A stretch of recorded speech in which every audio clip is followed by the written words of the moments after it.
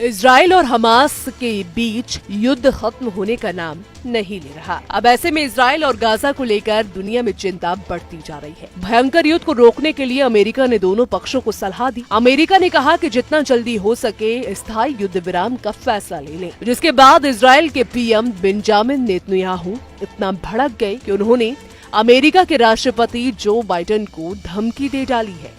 Netanyahu ने दो टूक शब्दों में कहा कि जब तक हमास का समूल नाश नहीं हो जाता, ना कोई समझौता होगा और ना ही गाजा पर युद्ध रुकेगा। इतने नहीं, इजराइल के दो मंत्रियों ने तो अमेरिका को सीधे तौर पर धमकी दे दी।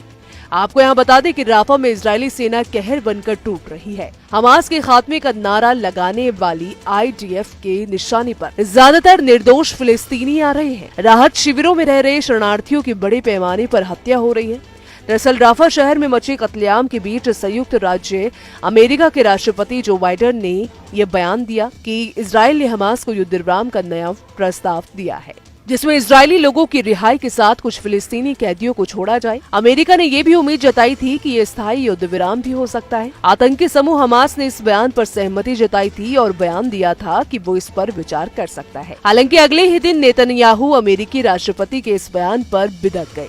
उन्होंने दो टूक शब्दों में कहा कि उनका प्रण आज भी कायम है और हमास के पूर्ण खात्मे तक इजरायली सेना नहीं रुकेगी। रिपोर्ट के मुताबिक नेतन्याहू ने कहा, युद्ध समाप्त करने के लिए इजराइल की शर्तें नहीं बदली हैं। जब तक हमारी सेना हमास आतंकियों का हर जर्रा नहीं मिटा देती और सभी बंधकों को मुक्त नहीं करवा देती, नहीं रुकेंगे।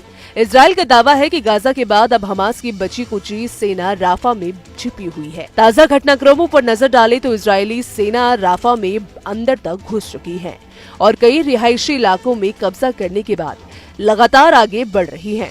राफा में पिछले दिनों 2 हमलों में इजराइल के हाथों कई मासूम फिलिस्तीनियों की जान गई थी। राफा में उन जगहों पर इजराइल ने हमले किए जहां राहत शिविर लगे थे। गाजा से अपनी जान बचाकर भागे फिलिस्तीनियों ने यहां शरण ले रखी थी। इजराइल के राष्ट्रीय सुरक्षा मंत्री इतामार बेन गवीर और वित्त मंत्री बेंजालेल सोमेट्रिच ने कहा कि जब तक हमास का समूल नाश नहीं हो जाता, वो किसी भी समझौते का विरोध करें।